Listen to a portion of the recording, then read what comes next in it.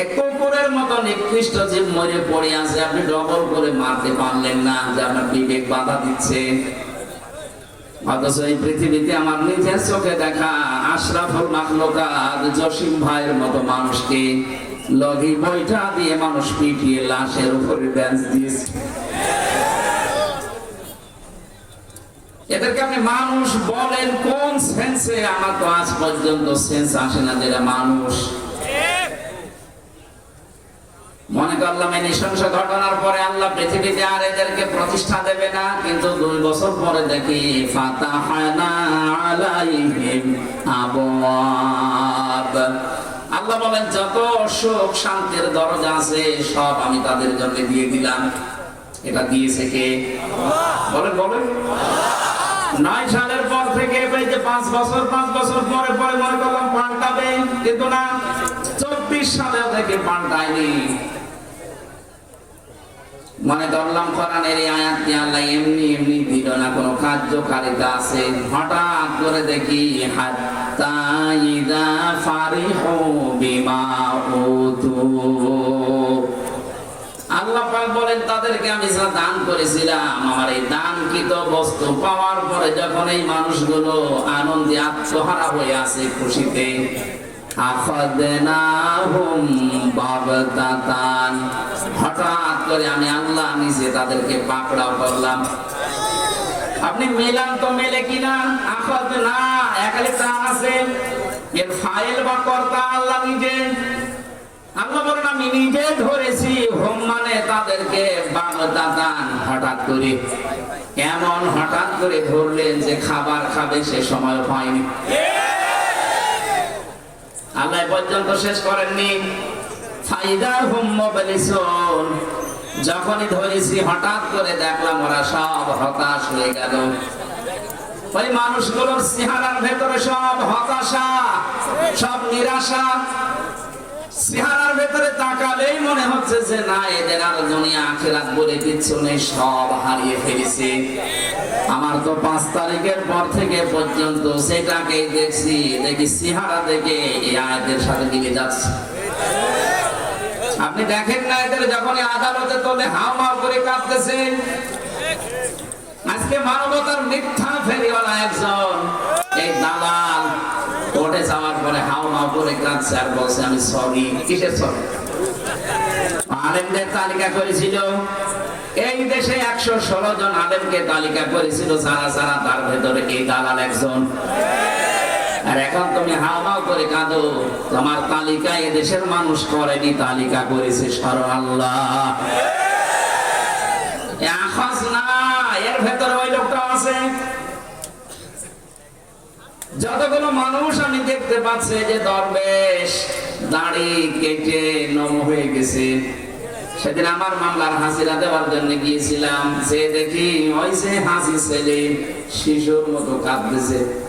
এজলাসে উঠে কথা বলতে পারে না ভালো, নৌকা বলতে গিয়ে ভৌকা বলে পারে।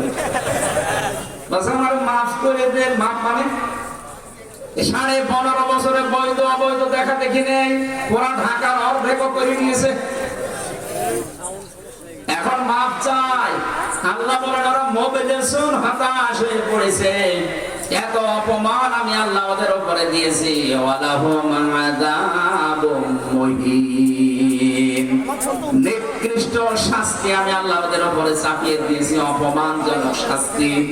দেখেন না কালামানিকে বিষ মুড়ে গেছে। পৃথিবীর ইতিহাসে এর মতো অপমান কেউ হয়েছে বলে আমার মনে হয় না। আপনি দেখেন কত বড় অপমান, একটা সুপ্রিম কোর্টের সাবেক বিচারপতি এই লোকটা, অথচ কলার পাতায় আল্লাহ শুয়েছে। কথা বলেন না কেন? সংস্কার যখন আরম্ভ হয়েছে, যারা জীবন দিল তাদের এই রক্তের দাম দিতে হলে একটাও রাখা যাবে না। সংস্কার যদি করতে চান, এই চুপ্প মিয়া থেকে শুরু করে যা আছে সব সংস্কার করেন, একটারও দরকার নেই। কারণ যেগুলো জালেম এবং জালেমদের বশর, এরা আমরা মামলা না দিলে ওরা আল্লাহর মামলার আসামি। আমি তাফসীর ওয়াসির মাহফিলে কথাগুলো বলতাম না, আমি স্মরণ করাম এই কারণে, কারণ কোরআনের আয়াতের সামনে নিয়ে দেখলাম এগুলো মিলে যাচ্ছে। এরপরেও যদি কারো শয়তানি বন্ধ না হয়, জনগণ কিন্তু শয়তানি বন্ধ করাবে। আমার কথা ছিল কি, যিনি আমাদেরকে বানিয়েছেন, তিনি আমাদের এই বাক শক্তি দিয়েছেন, কথা বলার যোগ্যতা দিয়েছেন। কথা যারা বলতে পারেন তার শুকরিয়া আদায় করেন, বলেন আলহামদুলিল্লাহ। এই ময়দানে যারা কোরআন শোনার জন্য এসেছেন, আল্লাহ পাক বলেন ওয়ানজির বিহিল্লাযীনা ইয়াখাফুনা ইউহশারু ইলা রাব্বিহিম লাইসা লাহুম মিন দুনিহি ওয়ালিয়্যুন ওয়ালা শাফীউন লাআল্লাহুম ইয়াত্তাকুন। সূরা আনামের 51 নম্বর আয়াতে আছে, রব্বুল আলামিন বলেন, হে নবী, আপনি এই কোরআন দিয়ে ওই মানুষগুলোকে ভয় দেখান, সতর্ক করেন যাদের ভেতরে এই ভয় আছে যে আল্লাহর কাছে একদিন দাঁড়ানো লাগবে। এই চিন্তা আমাদের আছে না নেই? যা করি না কেন একদিন কিন্তু ঠিক দাঁড়ানো লাগবে। মা তাসালু কদামা বানি আদম আব্দি ইয়াউমাল কিয়ামাতি হান্না ইসালান খামসিন আন উমরিহি ফিমা আফনা ওয়া আমালিহি ফিমা আবলা ইলা আখিরিল হাদিস, রাহু ইবনে মাজাহ।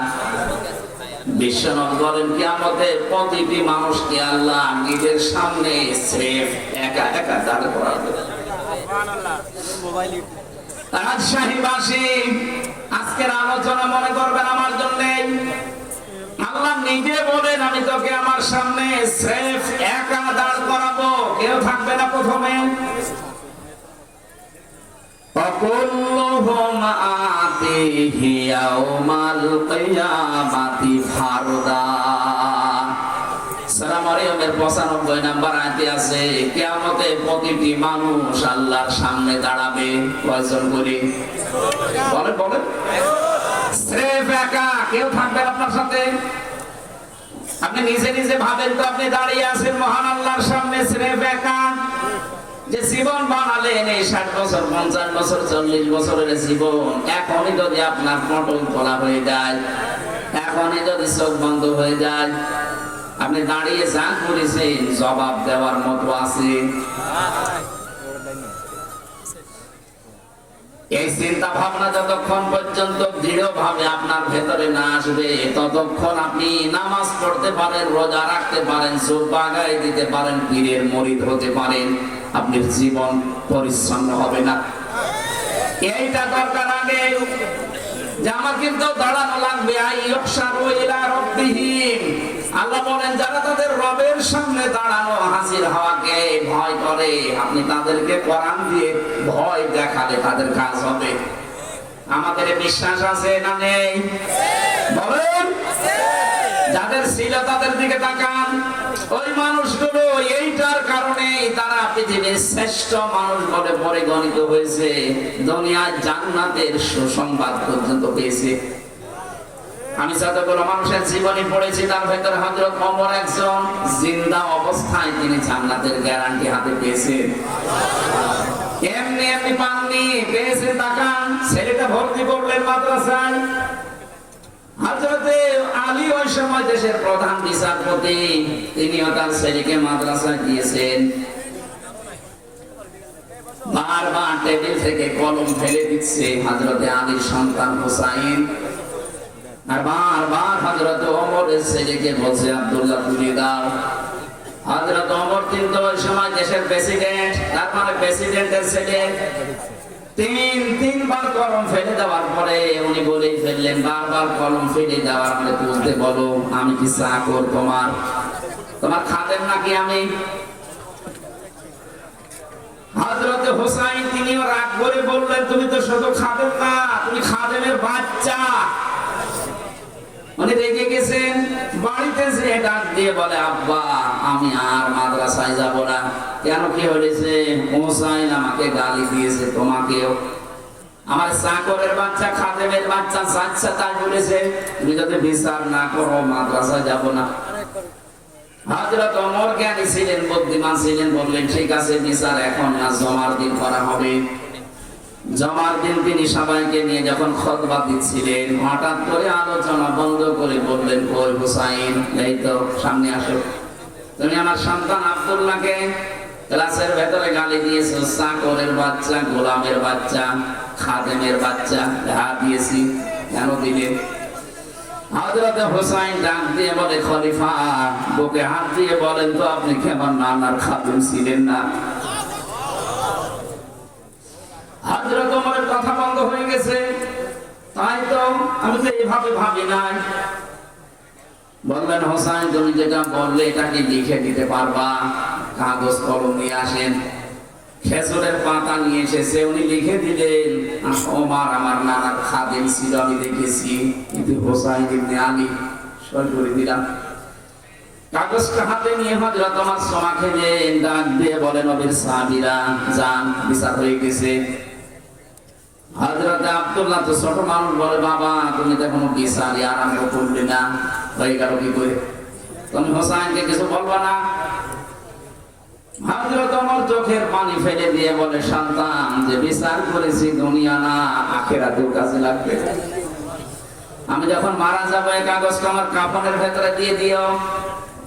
ময়দানে মাশারে যখন আল্লাহর সামনে আমি দাঁড়াবো, মহান আল্লাহ আমার পেছনের জীবন থেকে যদি বলে না একটাও আমার ভালো লাগে না, তখন এই কাগজটা দেখাবো।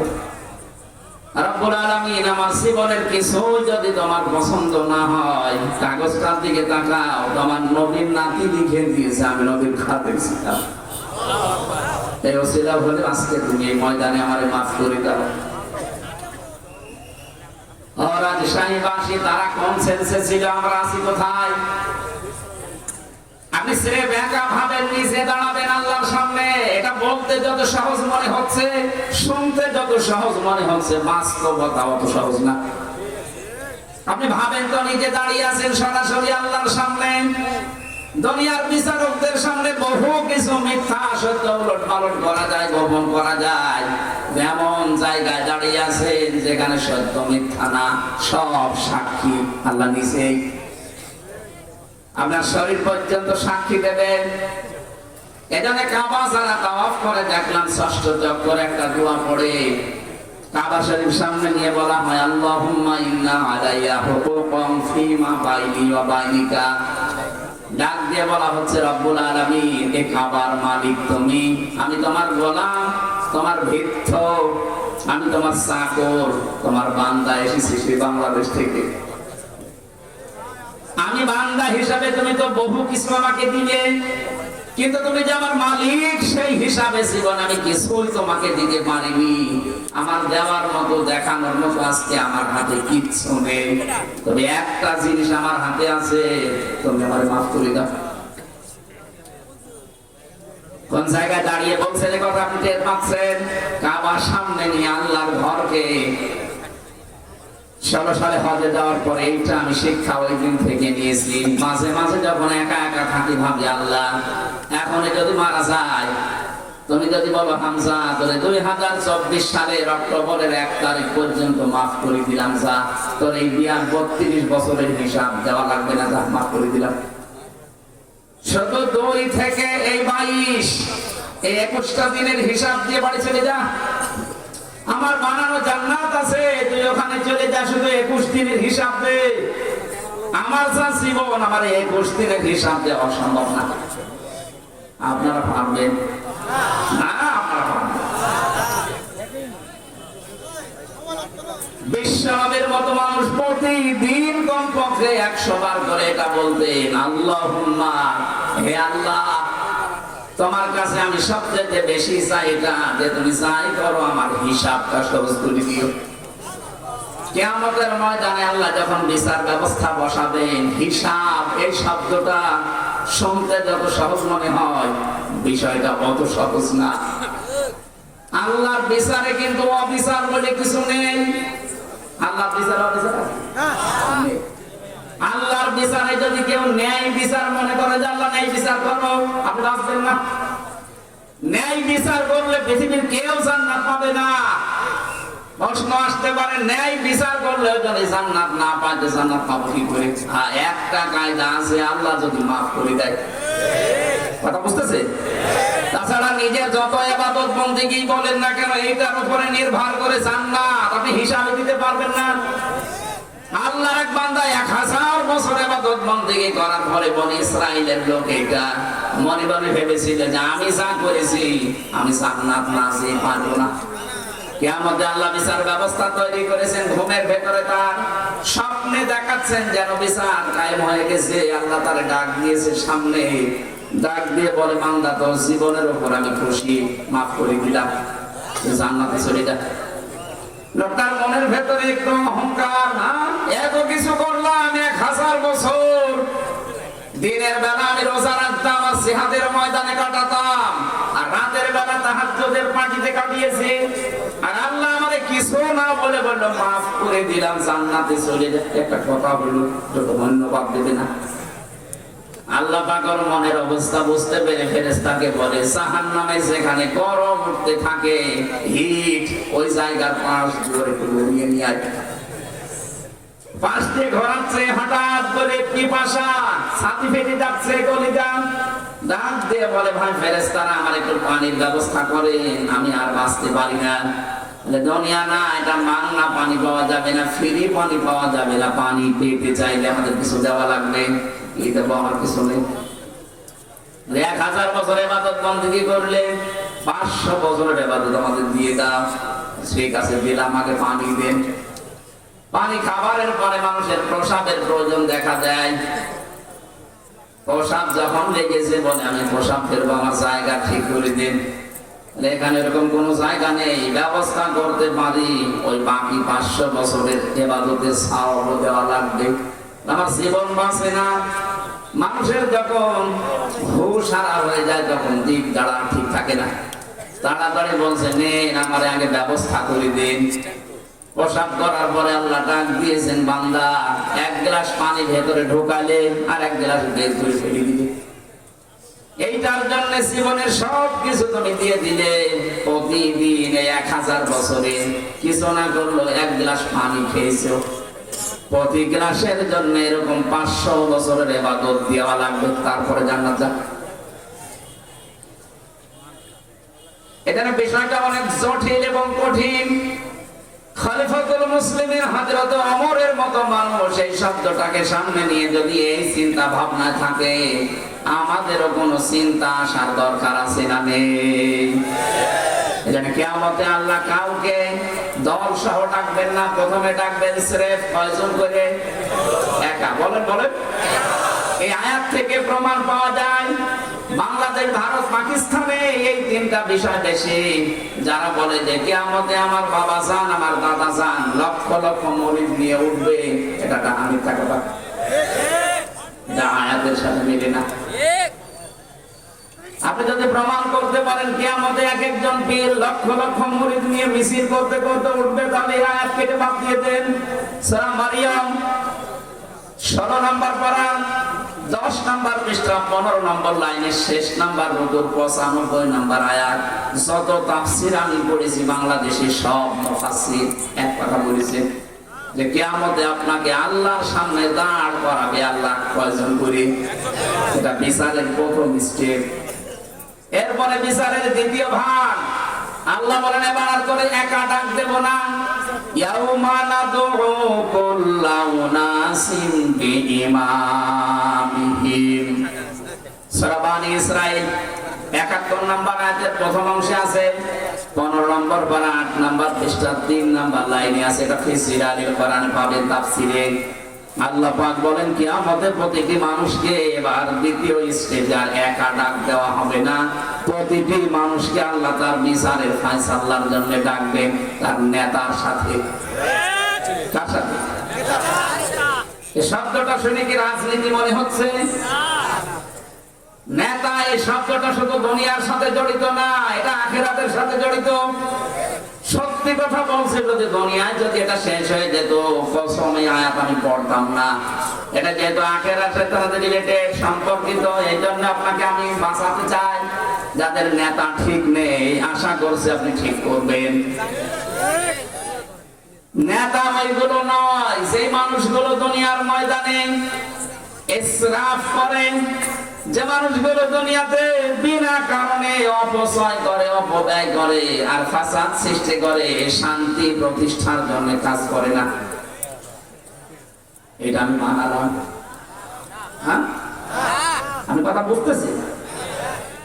সূরা শুআরায় আছে 19 নাম্বার পারা 12 নাম্বার পৃষ্ঠা 5 নাম্বার লাইনের 151 152 নাম্বার আয়াত। এটাও তাফসীরে ইবনে কাসিরে আছে। ওয়ালা তুতিউ আমরাল মুসরিফিন আল্লাযীনা ইউফসিদুনা ফিল আরদি ওয়ালা ইউসলিহুন। বলেন আল্লাহু আকবার। আল্লাহ বলেন নেতার অনুসরণ করা জায়েজ নেই যারা ইসরাফ করে, যে মানুষগুলো অপচয় করে, অপব্যয় করে। এদেশে অপচয় 15.5 বছরে হয়নি। বলেন, একটা ব্রিজ বানাতে যদি 1 কোটি টাকা বাজেট করা হয়, অন্তত 4 বার 5 বার নিয়ে আসা হয় ওইটা বাজেট। অথচ প্রথমে 1 কোটি টাকা যা দিয়েছে ওটা হয়ে যাওয়ার কথা ছিল। আপনি যে অপচয় করলেন, এইরকম যদি সামনে কেউ করে, ওই রকম নেতার অনুসরণ করা জায়েজ নেই, হারাম। পরের শব্দ আরো কঠিন। আল্লাযীনা ইউফসিদুনা ফিল আরদি, জমিনে যারা ফাসাদ সৃষ্টি করে। ফাসাদ কি? না না, ফাসাদের 9টা ব্যাখ্যা আছে তাফসীরে। 1 নম্বরে ফাসাদ মানে মানুষের তৈরি করা নিয়ম নীতি, আইন কানুন। পারাশাহী বাসী কোরআন হাতে নিয়ে বলছি, আল্লাহর কসম আমি আপনাদের বাঁচাতে চাই। আল্লাহ বলেন আল্লাযীনা ইউফসিদুনা ফিল আরদি, জমিনে যারা ফাসাদ সৃষ্টি করতে চায়। এর 9টা অর্থ আছে। 1 নম্বরে যারা মানুষের তৈরি করা আইন কায়েম করতে চায়, এদের অনুসরণ করা হারাম। এটা পর্যন্ত থাক, বাইরে যেন নিয়ে যাবেন না। না না, বাইরে নিয়ে দরকার এ পর্যন্ত থাক। সুতরাং বাস্তবতা এইটা, যারা শান্তি স্থাপন করার জন্য কোনো ভূমিকা রাখে না, যত অশান্তির কারণ, এই মানুষগুলোর অনুসরণ করা জায়েজ নেই, এটা হারাম। এরপরও যদি কারো বিবেক না খোলে, আমার মনে হয় ওর বিবেকের উপরে কুকুরে পোশাক দিচ্ছে। অবশ্য ঠিক। কোন পাগলের পাল্লায় পড়লো বলে।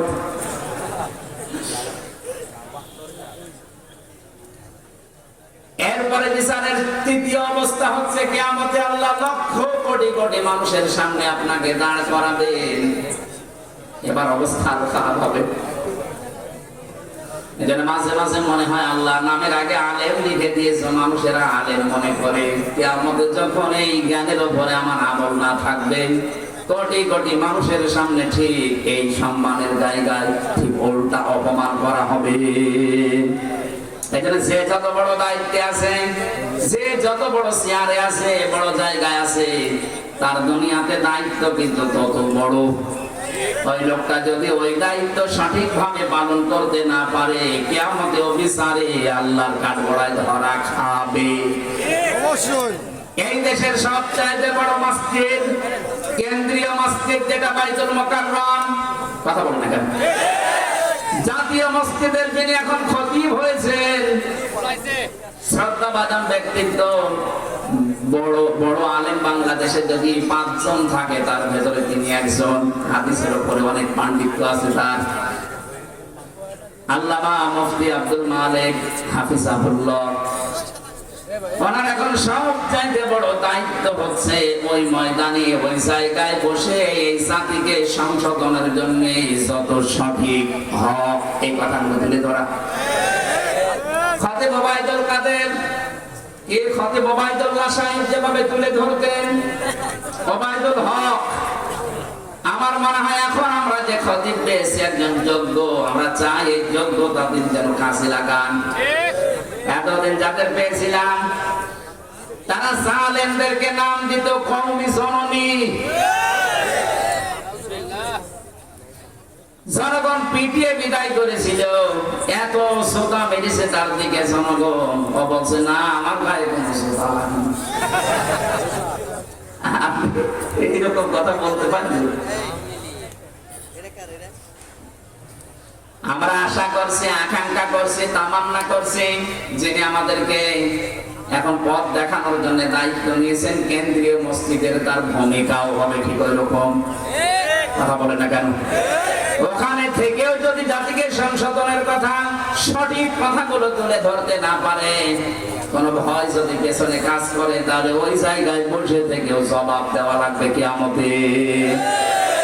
আমার মনে হয় জাতীয় মসজিদের এই কথাগুলো বিভিন্ন মিডিয়ার মাধ্যমে সারা দেশের মানুষের কাছে যেমন পৌঁছায়, ওনার দায়িত্বটাও এখন অনেক বেড়ে গেছে। নামাজ পড়া যে এরকম ফরজ, কি কথা বলে না কেন? ঠিক এইরকম ফরজ এই পৃথিবীতে আল্লাহর দ্বীন কায়েম করা। নামাজ পড়া ফরজ, নামাজের 27টা শিক্ষা, এইগুলো আমরা অনেককেই বলতে দেখি। দ্বীন কায়েম করা ফরজ, এই কথা অনেকে তো বলেই না, আর বলতে গেলে মানুষ রাজনীতি মনে করে। বিশ্বনবী 13 বছর মার খেয়েছিলেন মক্কায়, এই কথাগুলো বললে অনেকে কান্নাকাটি করে। অথচ উনি যে 10 বছর মদিনার রাষ্ট্রপ্রধান ছিলেন, এই কথা বলতে গেলে এটা রাজনীতি।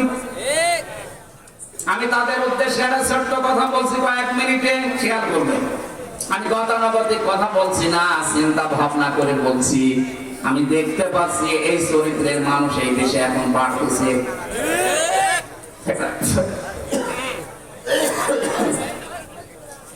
ফেরাউন যখন ডুবে যাচ্ছিল, ওই সময় কিন্তু আল্লাহর একত্ববাদের ঘোষণা দিয়েছে।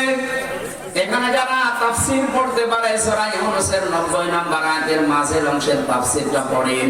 হাত্তা ইযা আদরাকাহুল গারাকু ক্বালা আমানতু আন্নাহু লা ইলাহা ইল্লাল্লাযী আমানাত বিহি বানু ইসরাঈল।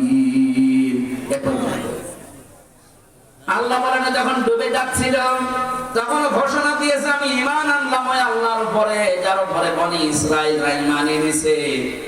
কিন্তু ওই জামানার যিনি প্রেরিত পুরুষ, আল্লাহর পক্ষ থেকে নবী এবং রাসূল এবং কিতাব নিয়ে এসেছিলেন, মুসা নবী। কথা বলেন না? ওই জামানার প্রেরিত পুরুষ যিনি ছিলেন, নবী, রাসূল এবং আসমানি বড় কিতাবের একটা তাওরাত। এ পর্যন্ত জানেন না? এইটা জানার পরেও লোকটা ঘোষণা দেয়নি যে লা ইলাহা ইল্লাল্লাহ। মুসা কালিমুল্লাহ ও বলেছে লা ইলাহা ইল্লাল্লাহ, কিন্তু রিসালাতের ঘোষণা না দিয়ে আরো বিদ্রোহ করেছে। আমানাত বিহি বানু ইসরাঈল দিয়েছে, বনি ইসরাঈলরা যার উপর ঈমান এনেছে আমি তাকে বিশ্বাস করি, কিন্তু এই জামানার যিনি প্রেরিত পুরুষ আমি তাকে মানি না, কারণ তার সাথে দ্বন্দ্ব ছোটবেলা থেকেই। এই কথা বলেন না কেন? বুঝতেছেন আপনি আয়াতটা? ও যখন রিসালাতের ঘোষণা দেয়নি, এই মানুষটাকে আমার আল্লাহ গ্রহণ করবে না, এজন্য জিবরাইলকে বলেছে ওর মুখের উপরে কাদা দিয়ে দে। এটা তাফসীরে ফি জিলালিল কোরআনে পাবেন। মুখের উপরে যখন কাদা দিয়েছে, তখন আর কথা বলতে পারেনি, ওই পর্যন্তই শেষ। এখানে প্রায় 28টা বিষয় লেখা আছে তাফসীরে, একটা একটা করে। আমি কয়েকটা শিক্ষার জন্য বলছি, একটু মিলান। এই লোকটা কিন্তু আল্লাহর একাত্মবাদ বিশ্বাস করেছে, ঘোষণা দিয়েছে, কিন্তু রিসালাতের ঘোষণা দেয়নি। আজ বাংলাদেশ, ভারত, পাকিস্তানে অনেক মুসলমান আমরা দেখতে পাচ্ছি। আমি অন্যান্য দেশের অবস্থা ভালোভাবে দেখেছি। কিছুদিন আগে আমি কয়েকটা দেশ ঘুরলাম, ও দেশে তো অবস্থা ওই রকমই। ওগুলো আমাদের বিষয় না, আমাদের দেশেরটা বলছি। এদেশে 96% মুসলমান আমরা। অনেকেই বলে আমি নামাজ পড়ি, রোজা রাখি, হজ করে এসেছি, আমি দান সাদকা করি। বলেন তো এই যে 4টা বিষয় বললাম, এই হুকুমগুলো কার? আরো জোরে বলেন না। আমি আলেমদেরকে এবার জিজ্ঞাসা করি, পেছনে কথা বলছেন না, কথা বলুন, মাফ করবেন, কথা বলবেন না। এটা 4টা বিষয় বললাম, লোকজনকে জিজ্ঞাসা করলে বলবে আমি নামাজ পড়ি, রোজা রাখি, হজ করে এসেছি, দান করি। এই 4টা বিধানই কার? এই 4টা হুকুম কার? আরো জোরে বলেন কার? আপনি তো এই কথা বলেন, স্বীকারও করেন যে আমি তো মানি। এটা রাসূলের 10 বছরের জিন্দেগি, যেটা তিনি রাষ্ট্র চালিয়েছিলেন রাষ্ট্রপ্রধান হয়ে। আরে ভাই, রাষ্ট্রপ্রধান হলে রাজনীতি করা লাগে না?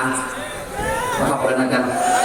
এইটা করে উনি যখন রাষ্ট্রপতি হলেন, দেশ চালালেন 10 বছর, এই কথাগুলো যখন সামনে নিয়ে আসা হয় তখন বলে এটা তো দুনিয়ার বিষয়, এটা রাজনীতি। আল্লাহ